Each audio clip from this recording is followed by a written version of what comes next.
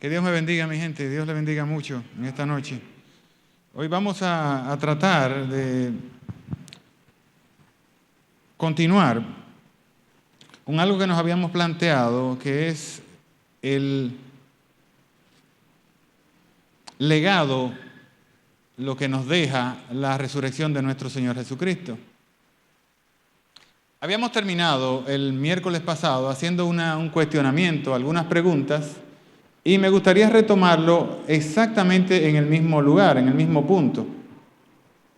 Antes que debo hacer un paréntesis porque esta tarde conversé largamente con nuestro hermano Alejandro Paniagua y envía saludos casi personalmente a cada uno de ustedes. Saludos especiales para todos, absolutamente. Don Manuel en primer lugar, pero hasta el último de ustedes siéntanse saludados por don Alejandro Paniagua, que se siente de muy buena forma. Me dijo en esta tarde que no iba a venir hasta como dentro de un año. Sí, me dijo, yo no voy para allá como hasta dentro de un año, así que no me esperen por ahí por ahora. Le dije, usted sabe que está invitado a cenar desde que usted venga. Digo, no importa, yo voy a hacer lo mío. Y posteriormente me estuvo inquiriendo porque él está trabajando, él y me dijo su hijo, que fue también mi interlocutor en esa llamada, que él está trabajando en un libro acerca del libro de Romanos, de la carta del apóstol Pablo a los romanos, y tiene muchos manuscritos.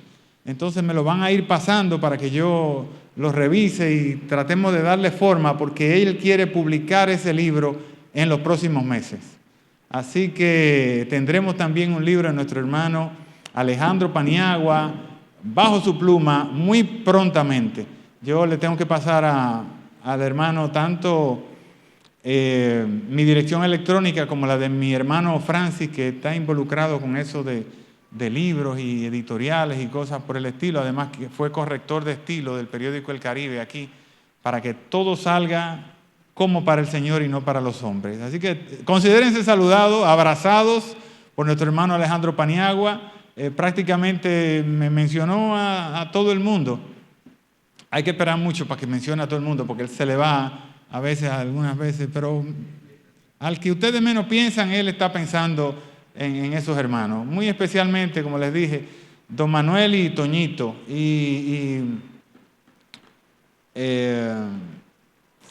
A mí también se me va la guagua. Don Manuel, Toñito y Carlos Guzmán, ese mismo. Yo sé que no me llega el nombre, pero mi hermano que se sienta por este lado. Pues este fue un día fenomenal para mí. Mucho rato hablando, tanto con él como con su hijo. Bueno, les decía que en el miércoles anterior estuvimos viendo algunos aspectos. Esto es interminable, el asunto de la resurrección y de los beneficios que nos lega, que nos deja, es realmente interminable. Pero se vertieron algunas, me gustó mucho lo del miércoles porque fue muy participativo. Cada uno expuso un poquito de lo que tenía. Mira qué coincidencia, hoy no está Mieses, que fue muy participativo. No está nuestro hermano Hurtado, no ha llegado Ana Lidia, que fueron de los últimos que participaron y que participaron yo creo que de muy buena forma. Eso nos da pie a que hagamos esa pregunta de nuevo. Aquí solamente de lo que contestaron está don Manuel. Así que vamos a ver si ustedes recuerdan esta pregunta. Yo decía, ¿cuál es el motivo fundamental por el que usted cree en la resurrección? Me dieron 4 motivos el pasado viernes. Yo sé que no los recuerdan, pero me dieron 4 motivos.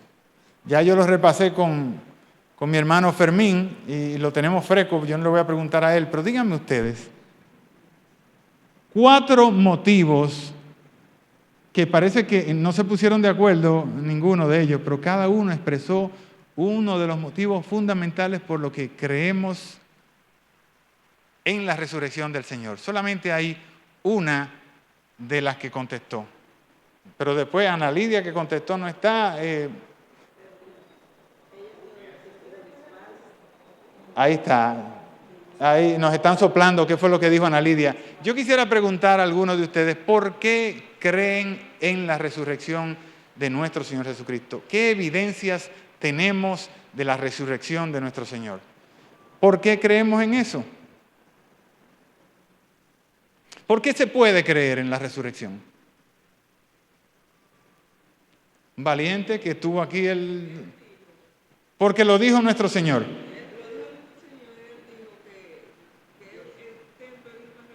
Eso fue lo que dijo Mieses, sí, que él rompería el templo y que lo volvería a construir, que lo rompan, que él lo construya en 3 días. Pero dígame,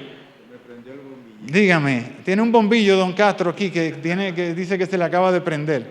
Sí, yo había dicho Ajá.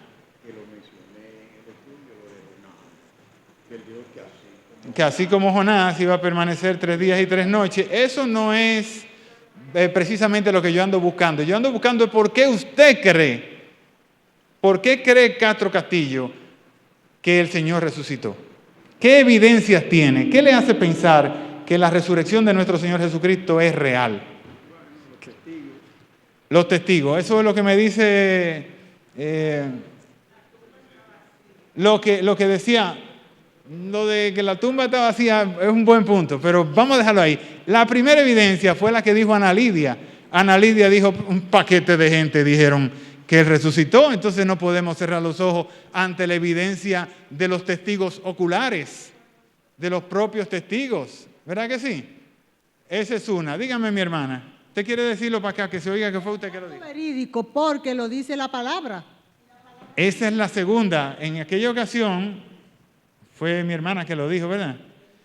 Dijo, yo lo creo, pero yo no lo creo porque hayan testigos que lo dijeron. Yo no lo creo porque hay una tumba vacía que lo evidencia. Yo no lo creo por algunas otras razones que yo sé y seguro de que ustedes tienen. Yo lo creo porque yo creo en la palabra y la palabra dice que Él resucitó.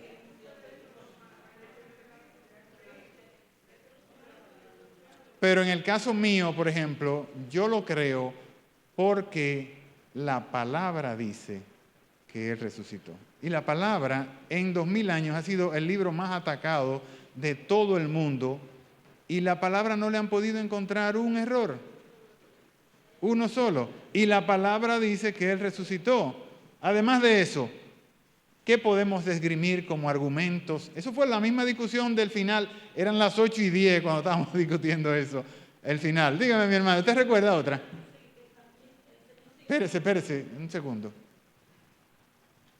Que actualmente el Señor sigue transformando vida. La gente nos explica, cambia la vida de las personas cuando tienen un encuentro con el personal.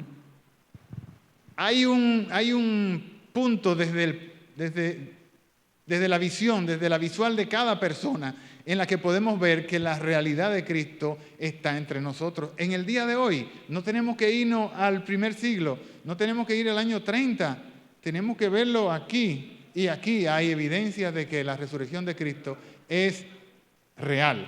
Dígame. Yo quisiera ratificar lo que dije de Jonás. ¿Por qué? Porque él mismo, el Señor, dijo que así como Jonás. ¿Dónde lo dijo? En la palabra. En la palabra. Sí, pero que ahí es que yo estoy.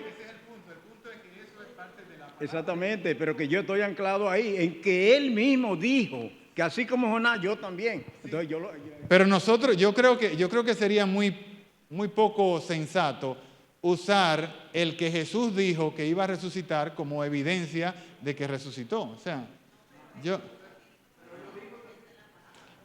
por eso te digo que eso a lo que nos remite es a la palabra y ya el argumento de la palabra ya lo usamos. Yo quiero que me digan cosas nuevas.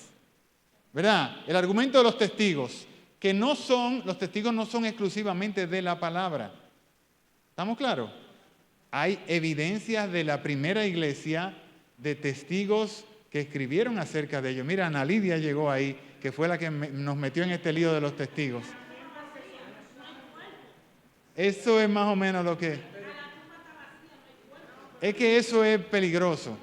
Eso es peligroso. Usar el argumento de que la tumba está vacía como evidencia de que Él no está, es como decir que los cuerpos que se roban de los cadáveres de... Sí, pero es lo que te digo. O sea, eso no debe usarse como evidencia de que hay una resurrección porque, ustedes lo saben, en nuestros cementerios, en algunos casos, Ok, esa es la evidencia de los testigos oculares. Eso que tú estás diciendo, entra dentro del campo de los testigos oculares. Vamos a dejarlo ahí por esta noche. Ajá.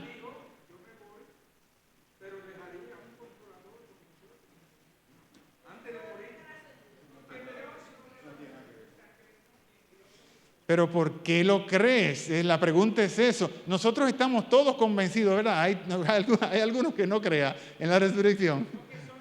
¿Hay alguno que no cree que el Señor resucitó? Que fue real la resurrección.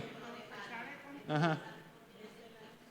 Eso fue lo que yo le dije. La evidencia del tiempo actual es que nosotros sabemos, ¿verdad? Por las evidencias propias del punto de vista de cada uno de nosotros en el día de hoy, que hay una salvación. Eso en un juzgado no tiene gran peso. Déjeme decirle. Usted no puede en un juzgado pararse y decir, yo lo creo porque yo lo siento.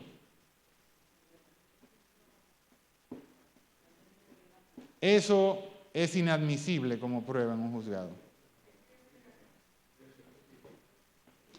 No tiene peso específico.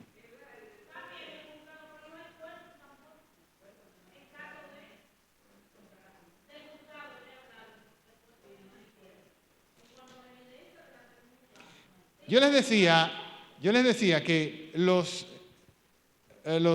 sacerdotes y los grandes del Sanedrín, ustedes recuerdan, previendo que el cuerpo hoy podía ser una evidencia de resurrección, sabiendo que el Señor había dicho de antemano que Él iba a resucitar, ellos pidieron una guardia.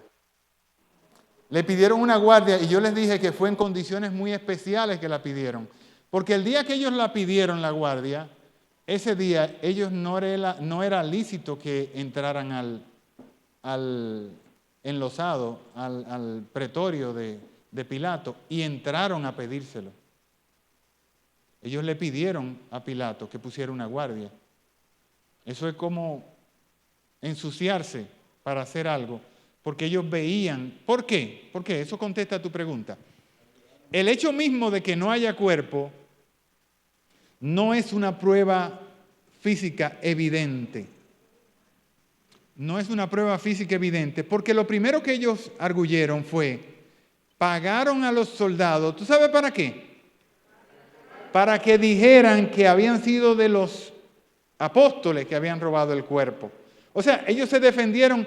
Y en un tribunal, la palabra de ellos pesaba mucho, porque los soldados eran testigos presenciales. Y si dijeron, Él no resucitó, a Él se lo llevaron, la tumba iba a quedar sin cuerpo. Pero tenemos un argumento en contra. ¿Entienden? Nosotros vimos que lo sacaron. ¿Estamos claros?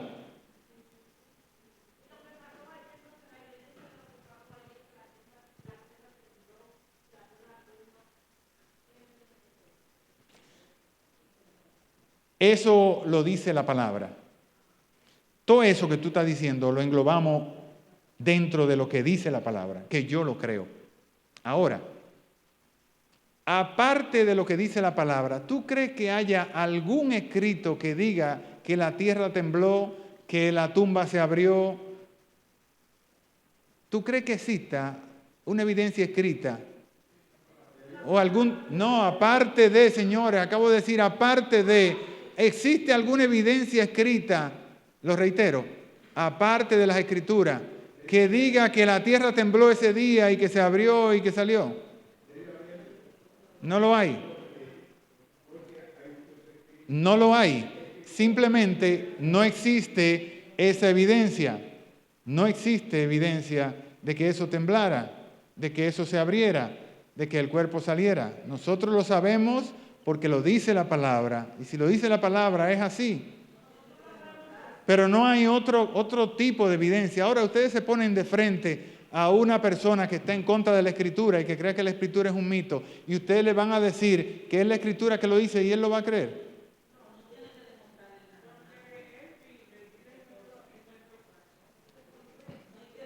Sí, pero que ahí, como Dios te decía, esa evidencia es personal y no puedes usarla en un tribunal, porque te van a decir es un sentimiento y los sentimientos no son demostrables.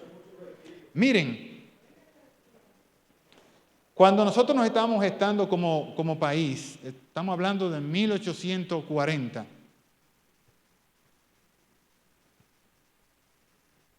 nació en 1783, en un lugar allá en Massachusetts, en la costa noreste de los Estados Unidos, nació una persona que posteriormente sería uno de los abogados más influyentes de Estados Unidos. Era de origen judío, era agnóstico. Hablo acerca del señor Simon Greenleaf, una persona que prácticamente sentó las bases de la jurisprudencia de la Universidad de Harvard. Era una de las personas más respetadas en los ambientes de leyes. Estamos hablando de 1840. La independencia de Dominicana fue en 1844. Dígame. Sí, ¿cuál es el problema? ¿Qué año fue que yo dije? Ajá, y si nació en 1783, ¿no tenía 50 años cuando era 1840?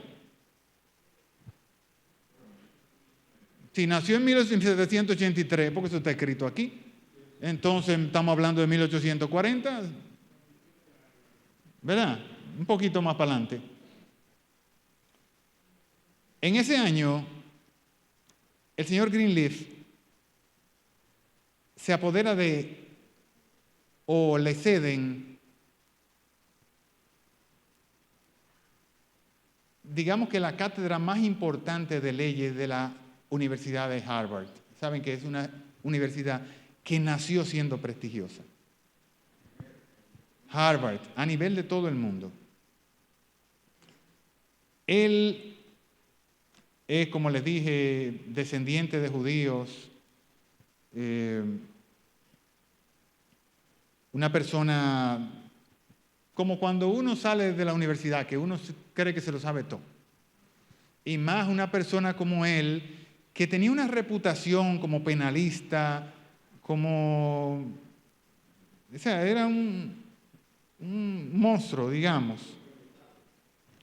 un poderoso. A él le dan, como les dije, le dan lo que se llama el Royal Professorship, o sea, estamos hablando ahora de 1846. Él sucede a otro jurista muy prestigioso que prácticamente fue el que sentó las bases de esa cátedra en Harvard. Y al mismo tiempo escribe un libro que durante muchos años fue como el libro de la evidencia. O sea, la ley de la evidencia de todas las cortes de Estados Unidos. Hasta hace poco. Una persona, ya ustedes saben, con una prestancia, en lo que él dijera eso era, porque era el que escribió el libro de las leyes, cómo se deben visualizar las evidencias en las cortes. Y Greenleaf, en una de sus cátedras, dictando cátedras, uno de sus alumnos lo retó a que considerara la resurrección de Cristo a la luz de las evidencias que se presentan. Dice lo que hemos leído, lo que hemos estado leyendo, que Al principio Greenleaf no le dio como mucha importancia porque eso es un aspecto religioso y eso les acabo de marcar que él no quería saber de nada que tuviera que ver con misticismo. O sea, un agnóstico no quiere saber con nada que tenga algo de mística. Y si no es de conocimiento puro y duro, no le hablen. Pues posteriormente, él dice, está bien, por la insistencia del alumno, vamos a estudiar lo que tenemos como evidencia a la luz de las reglas que él mismo había puesto como reglas admisibles de evidencia en un tribunal. Pues no le voy a cansar el cuento. Greenleaf se convirtió en el padre de la apologética jurídica de las Escrituras.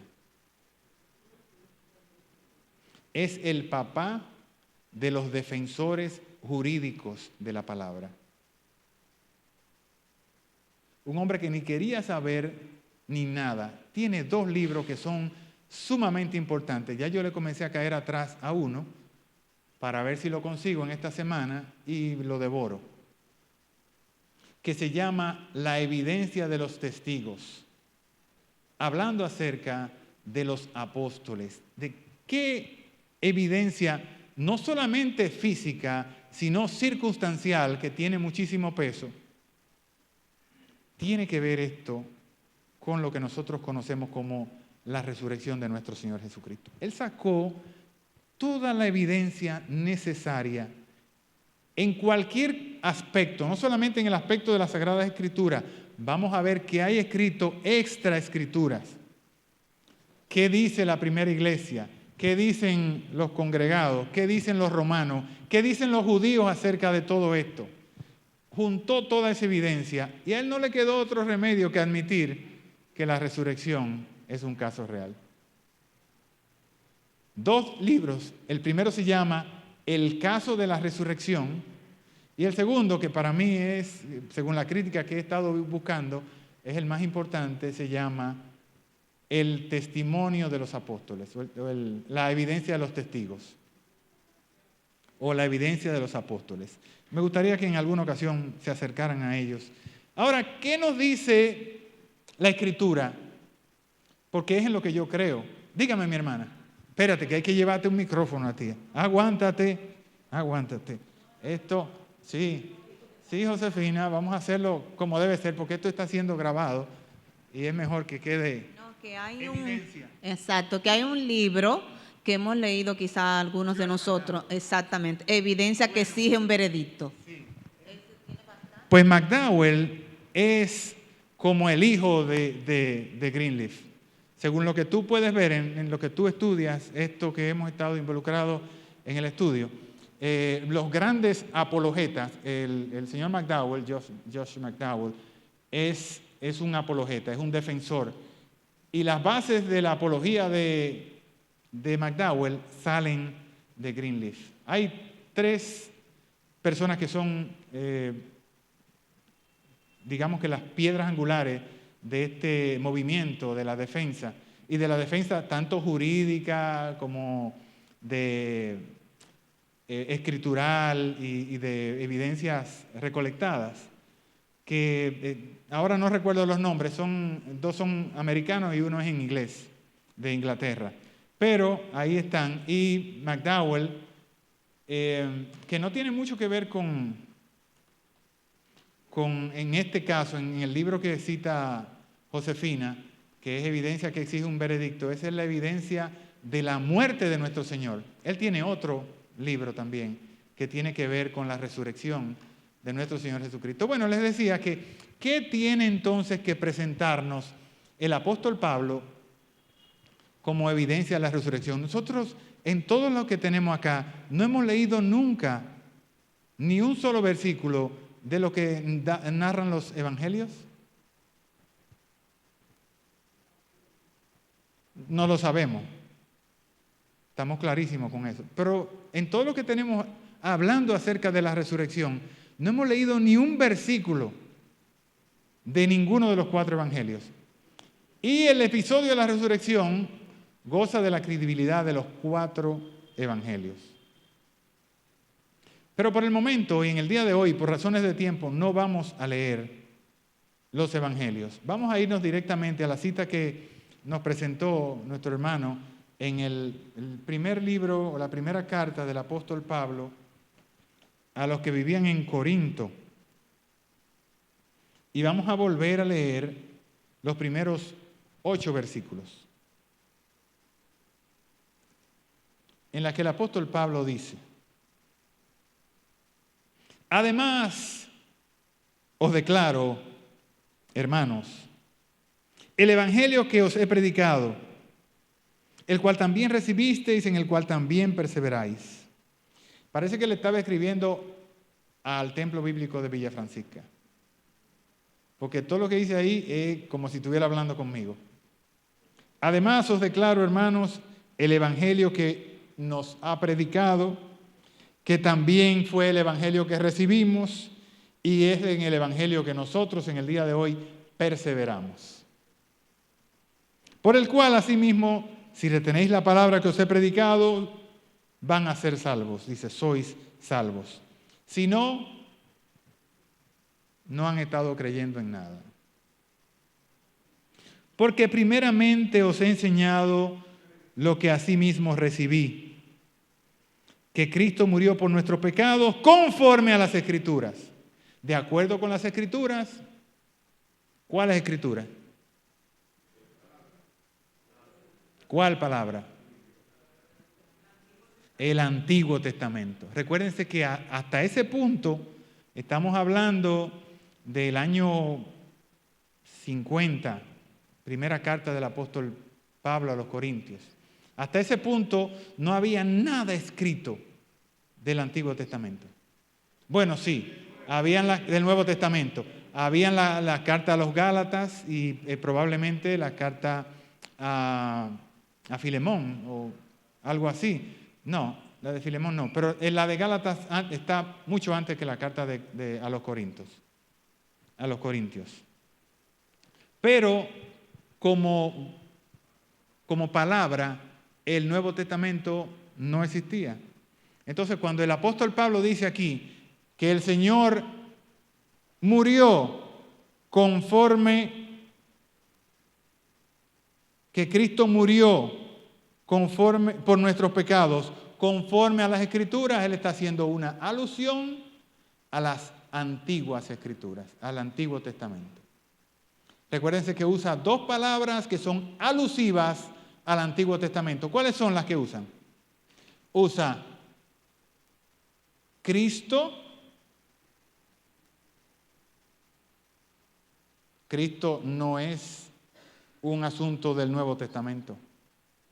Cristo lo que significa es ungido y eso viene del Antiguo Testamento. Él pudo haber dicho que Jesús murió por nuestros pecados conforme a las Escrituras, pero no dice Jesús murió por nuestros pecados, sino que dice Cristo murió por nuestros pecados conforme a las Escrituras.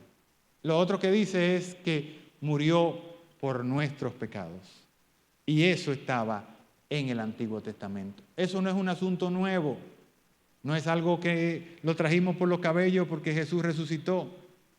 Eso estaba escrito en el Antiguo Testamento. Si no, váyanse a lo más fácil de leer, Isaías capítulo 53. Versículo 4. Y fue sepultado, de eso no hay ninguna duda, fue sepultado, y que resucitó al tercer día conforme a las Escrituras. Ahí entra la base de mi hermano. Pero no solamente eso. Habían algunas otras evidencias más de que el Cristo, el ungido, debía resucitar. Versículo 5.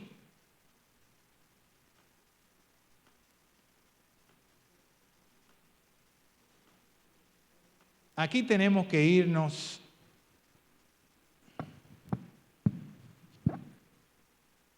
¿cuál evangelio le gusta más?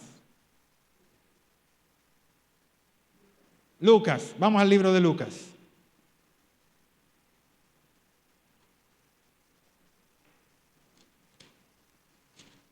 Lucas capítulo 22, 24, versículo 1.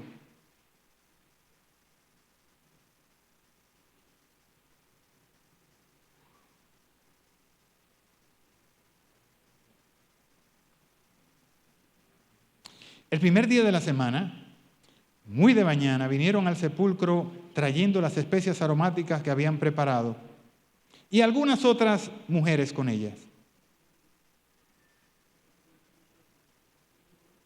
Y hallaron removida la piedra del sepulcro. Y entrando, no hallaron el cuerpo del Señor Jesús. Y aconteció que estando ellas perplejas por esto, he aquí se pararon junto a ellas 2 varones con vestiduras resplandecientes. Y como tuvieron temor y bajaron el rostro, dijeron: ¿por qué buscáis entre los muertos al que vive? No está aquí. Entre ellas estaban, versículo 10, María Magdalena, Juana, María la madre de Jacobo, la mujer de los hijos de Zebedeo, y las demás con ellas, quienes dijeron estas cosas a los apóstoles. Mas a ellos les parecían locuras las palabras de ellas. ¿Me están siguiendo? ¿Tienen la misma lectura que yo? Versículo 10, capítulo 24, el libro de Lucas. El que tenga bolígrafo, que subraye la última palabra del versículo 10, las últimas 2 palabras del versículo 10. Las últimas 3.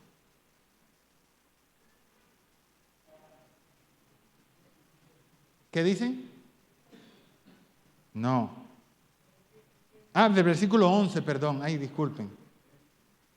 Por eso que no me entiende, ya tenía razón. Yo estaba leyendo. No las creían. Ellas le presentan la evidencia al Señor, a los apóstoles, la evidencia de que hablaron con ángeles, que la tumba estaba abierta. Eso es lo primero que señalan, ¿verdad? Llegaron de mañana y encontraron abierta la tumba. Eso es lo primero que ellas refieren. Ven a 2 ángeles con vestiduras resplandecientes. Los ángeles conversan con ella, le dan un mensaje, no lo leímos por razones de tiempo. Luego se van y van a donde los hombres, a donde están los apóstoles. ¿Dónde estaban los apóstoles? ¿En qué ciudad? En Galilea, en Nazaret, en Capernaum. ¿Dónde? ¿Dónde? En Jerusalén, estaban en Jerusalén. Ellas no cogieron un avión para Nazaret. Ellas fueron al sepulcro que estaba ahí mismo, al lado de donde lo habían crucificado. Miran que no está. Están las mismas mujeres de Galilea, como dice ahí, que venían con él desde Galilea. Van, revisan, se devuelven a donde están los discípulos. ¿Dónde están los discípulos? Los discípulos están en Jerusalén. De hecho, ¿el mensaje cuál era? Que permanecieran ahí hasta que el Señor le dijera. Están en Jerusalén.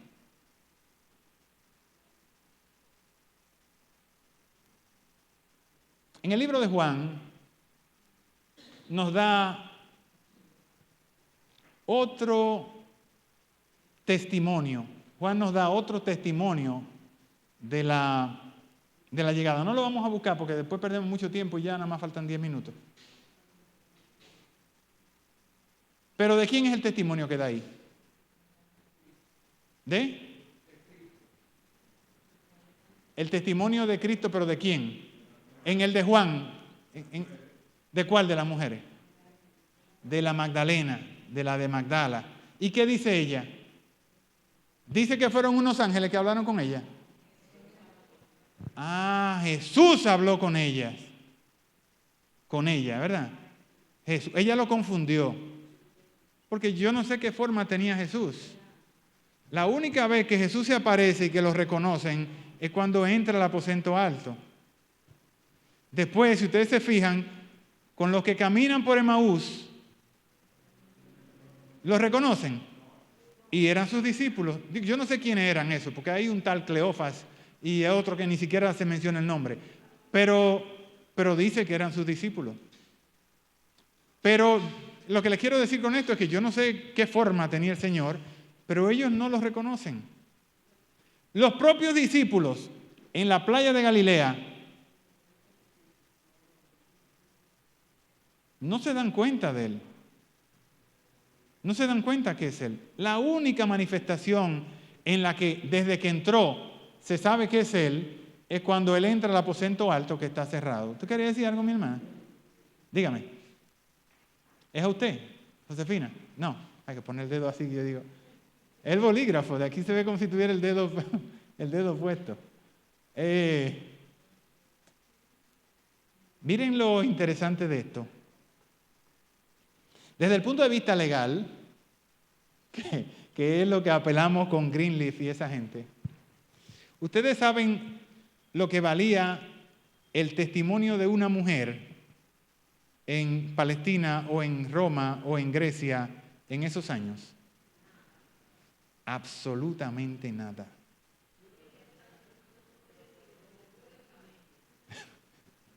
Hoy día, si una mujer dice que tú le pusiste la mano, tú estás mal preso. Ella no tiene que probar nada. La mujer no tiene que probar nada. La mujer dice que tú le pusiste la mano y tú estás preso. Ahora hay que buscar por qué tú no le pusiste la mano, porque ya ella lo dijo. O sea, estamos en una situación diametralmente opuesta a la que existía en ese entonces. Una mujer o un niño menor de 14 años decía algo y es como que no había pasado nada. Eso se obviaba. Usted era menos que un cero a la izquierda. Menos que un cero a la izquierda. De manera que pues el Señor, la primera evidencia que da, se las da a unas personas que aunque lo digan, no son creíbles. No hay ningún crédito que Él hablara con María Magdalena o que se le mostrara a todas las mujeres. Eso nadie lo iba a creer. Y por eso les digo, subrayen lo que tienen en el versículo 11, las últimas tres palabras que aparecen ahí. Porque no solamente por eso, no solamente porque el testimonio de las mujeres era un testimonio completamente estéril, eso no decía nada, sino porque en la conciencia de los discípulos y de los apóstoles se puede ver que ellos no creían absolutamente nada de eso. No creyeron lo que les dijo antes. Acaban de crucificarlo y van a creer lo que dijo después. Dígame, mi hermano Denis, recuérdese que para usted hablar, yo tengo que acercarme a usted y llevarle el micrófono. Pregunta para no desviar eso. No, mira, lo que quería decir es, con respecto a lo que tú mencionas, con el testimonio de una mujer en ese tiempo, entonces, es como una pequeña duda, porque entonces la samaritana fue al pueblo y el testimonio que ella dio, entonces, fue creído. O sea, ahí hay una pequeña confusión. Lo que creen a la samaritana es como que yo vaya, no, yo no, pero cualquiera de ustedes, mujeres, sitúense en su ambiente, en su entorno. Y hay mujeres que tienen crédito, ¿entiendes? Y si tú se lo dices como mujer a tu hermana, a tu esposo, a tu hijo, ellos te van a creer. De lo que yo estoy hablando es de que en un tribunal las mujeres ni iban, ¿entiendes? Los niños no tenían derecho a hablar. No tenían derecho, o sea, es completamente diferente. Ellos en el entorno familiar pueden creer lo que tú estás diciendo, porque es una persona que está hablando y sobre todo una persona adulta. Y si fuese mayor de edad, en Jerusalén o en Palestina en ese momento, eso era un rango. Una persona vieja era un rango. Yo me imagino que todavía lo es, por lo que he visto en los documentales y eso. Cuando una persona con barba pasa por un sitio, eso es venerable. Y una mujer de edad, eso es venerable allá en Palestina. Eso es venerable, lo que ella diga, eso es. Pero no tiene validez para el pueblo. En un tribunal, en una corte, en donde quiera que se dilucide, si es tu palabra contra la mía, eso no va a llegar a ningún lado. Pues, ¿qué les decía? Entonces el apóstol Pablo, miren qué cosa tan extraña, comienza a enumerar, o ya vimos que enumeró, los testigos. ¿Dónde mencionan las mujeres? Voy a leerlo de nuevo para refrescarle. Estamos hablando en el capítulo 15 de Primera de Corintios y estábamos hablando en el versículo 5.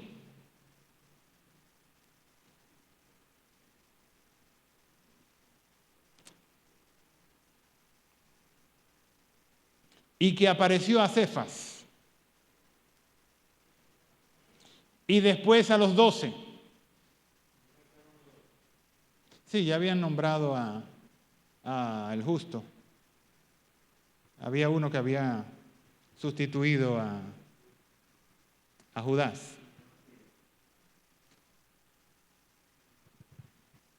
¿Pero dónde está María Magdalena ahí? ¿Y ustedes creen que Pablo no sabía que él se le había parecido a María?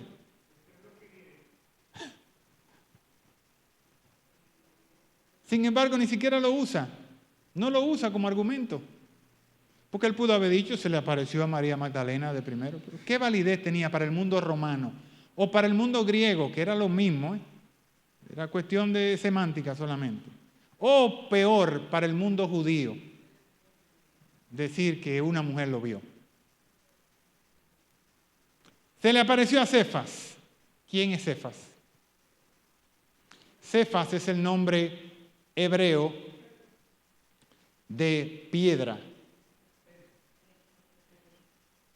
En hebreo se dice kefá, sin la S, kefá, que significa piedra, de donde viene Pedro, como nosotros lo conocemos, cuyo verdadero nombre era Simón, pero en el mundillo de los apóstoles nadie le decía Simón, todo el mundo le decía Kefá, le decía Cefas. Por eso aparece, no con el nombre de Pedro aquí, ni con el nombre de Simón, sino con el nombre de Cefas.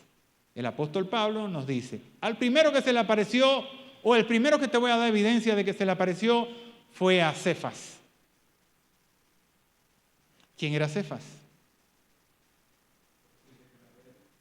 Pero ¿quién era Pedro? ¿Qué significaba Pedro? Sí, pero ¿qué era Cefas, señores? ¿Qué significaba? Pero era un apóstol más. Entonces eso es lo que yo quiero que me digan. ¿Quién era Cefas? Era el más influyente de todos los apóstoles. El más influyente de todos los apóstoles, recuérdense. Dejó a sus apóstoles, a sus amigos, se fue con los apóstoles al monte de los olivos y de ahí saca el grupito más selecto y se va hasta la cumbre de los olivos y ahí deja a los 3. ¿Y quiénes estaban entre los 3? Ahí estaba Pedro, ahí estaba Cefas. Cefas es una persona que viene con él desde el principio de su ministerio. Desde los primeros días de su ministerio, ahí está Pedro. Bueno, se le apareció a Cefas, pero Cefas es de lo mío. Cefas no va a decir que no se le apareció. Puede decir, no pusiste a las mujeres porque no le vamos a creer a las mujeres, pero me está poniendo al principal de ellos, al cabecilla de ellos, al que más creía en él, al que probablemente se robó el cadáver. No, eso no me use a Cefas, úsame a otro. Entonces el apóstol Pablo dice, vamos a usar a otro. Versículo 6. Después se apareció a más de 500. Y aquí el apóstol Pablo usa el término hermanos. Personas que en algún momento creyeron. ¿Por qué el apóstol Pablo apela a esos 500? Me dice mi hermano don Manuel que él no mencionó a María de Magdala porque estaba entre los 500. No, esos 500 son hombres todos. Ahí no se cuenta ninguna mujer, ningún muchacho. Se le apareció a 500 hombres. Alimentación de 5,000, búsquenlo, ahí no mencionaron ninguna mujer. Son 5,000 varones. Señora.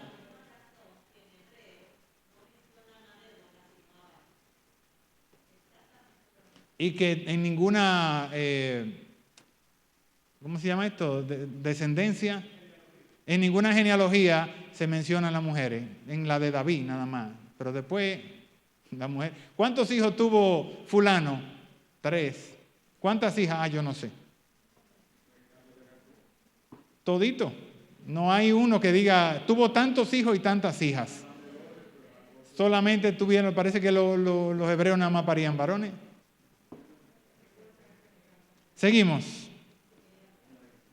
Ya se nos cumplió el tiempo. A 500 hermanos, dice acá, ¿verdad? A la vez. Esto tiene la gracia de que cuando el apóstol Pablo escribe esto, años 50, ¿cuántos años habían pasado de que el Señor había ascendido a los cielos?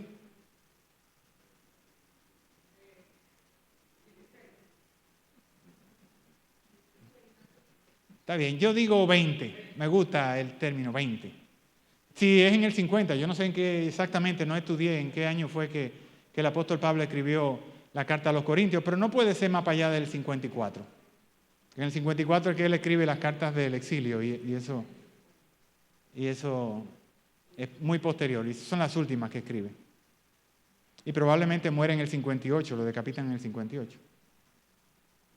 Luego, hacía como 20 años que el Señor había ascendido. Si el apóstol Pablo le escribe a los Corintios y les dice que hay 500 personas que vieron al Señor vivo después de crucificado, le dice, ustedes pueden ir a verlos porque algunos murieron, pero los otros están vivos ahí. O sea, no me crean el testimonio de lo que yo estoy diciendo. Créanle a esos que lo vieron, que están entre los 500 que lo vieron, de un solo golpe, todos juntos, y ellos le van a decir que sí lo vieron. Ya no estoy hablando de Cefas, ya estoy hablando de 500 personas que entran en la categoría de hermanos. ¿Por qué? No porque en el momento en que lo vieron eran creyentes de Jesucristo, sino que actuaron como creyentes a partir de verlos. Ahora son hermanos, pero en ese momento cuando lo vieron probablemente no. Eran gente como nosotros, que no habían visto al Señor, que habían oído de Él, pero que eran escépticos de que alguien pudiera resucitar. Les dije a los 12, después a 500, de los cuales, dice el apóstol Pablo, muchos viven aún, aunque otros ya duermen. ¿Ustedes se imaginan el impacto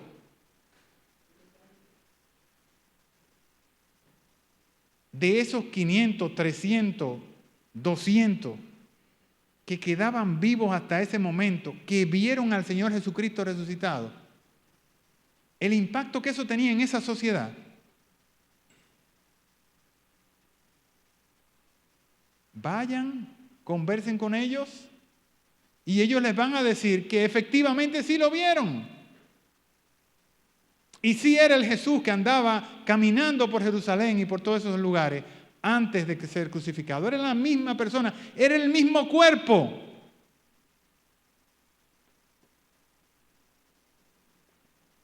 Para terminar,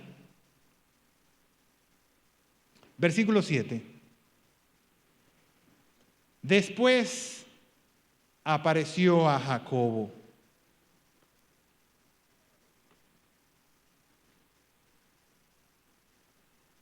¿Quién es Jacobo?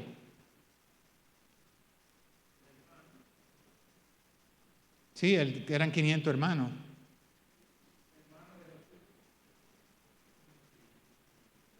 Jacobo, como dice mi hermano Abraham, era el medio hermano de Jesús. Medio hermano de Jesús. Porque Jesús es hijo del Espíritu Santo. Carnalmente, o sea, en materia de la encarnación de nuestro Señor. Pero no era hijo de José. En eso estamos claros, ¿verdad que sí? Pero los que eran hijos de José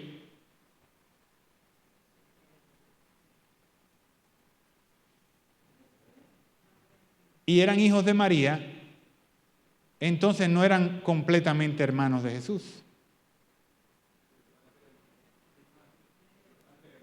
De parte de madre eran hermanos. ¿Qué es lo interesante de esto?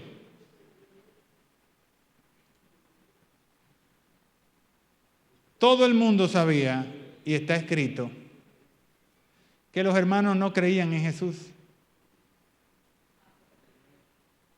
Jacobo entre ellos. Él creyó. De los otros no tenemos evidencia que hayan creído.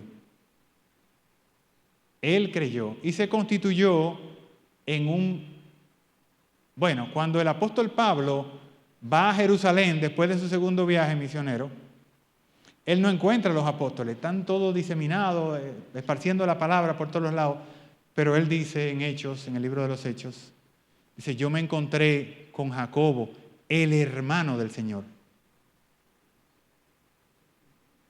Y ese Jacobo es el que escribe el libro de Santiago. En español yo lo entiendo perfectamente, en inglés que yo no hay manera de que me entre en la cabeza.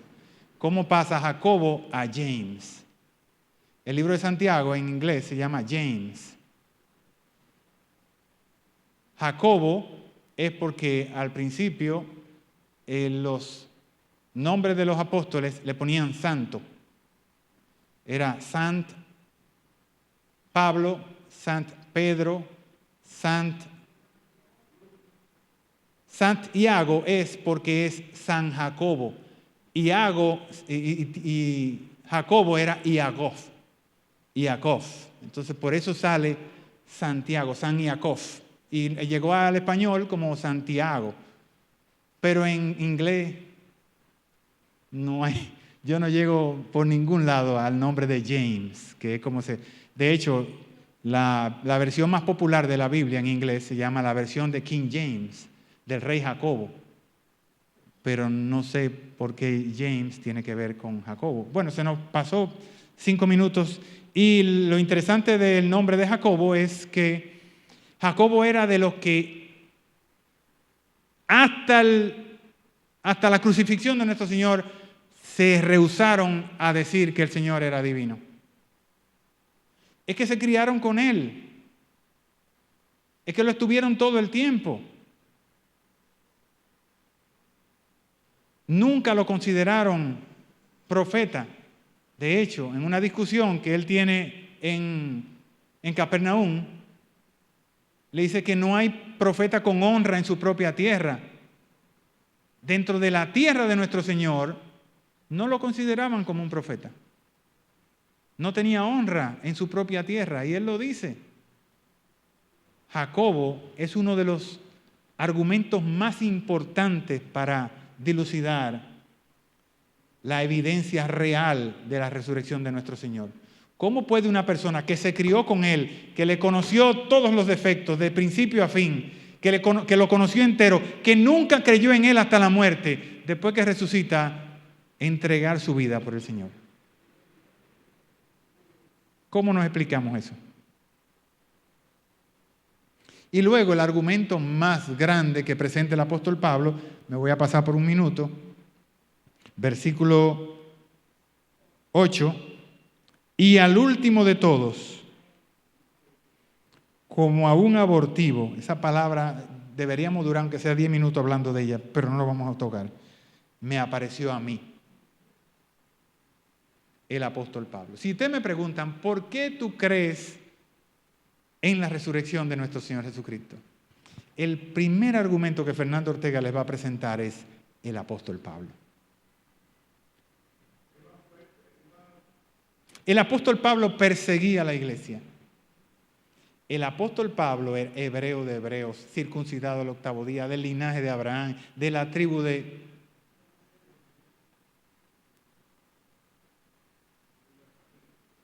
Benjamín.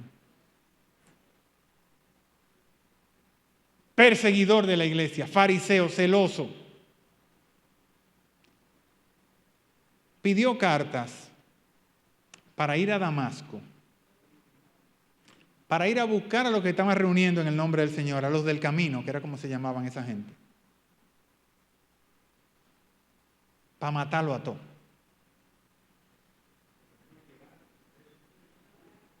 ¿Para qué se lo lleva preso?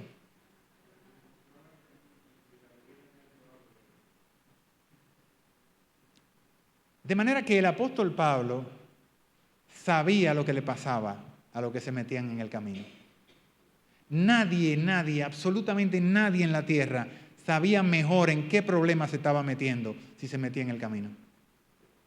Nadie. Yo dudo mucho que hubiese otro fariseo, otro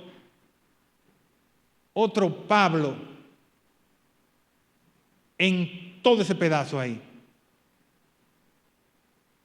Otro criminalazo, con convicción, porque el apóstol Pablo lo hacía con convicción. Él sabía lo que estaba haciendo y él sabía lo que quería.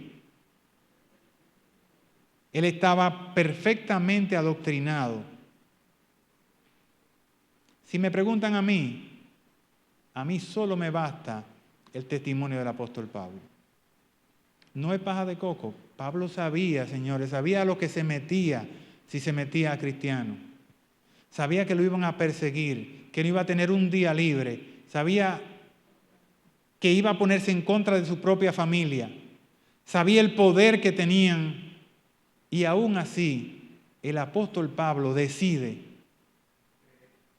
seguir a Jesús. Como un abortivo, pero lo vio. Un hombre que no lo había visto antes. Él entra en escena, 13, 14 años después de la crucifixión de nuestro Señor.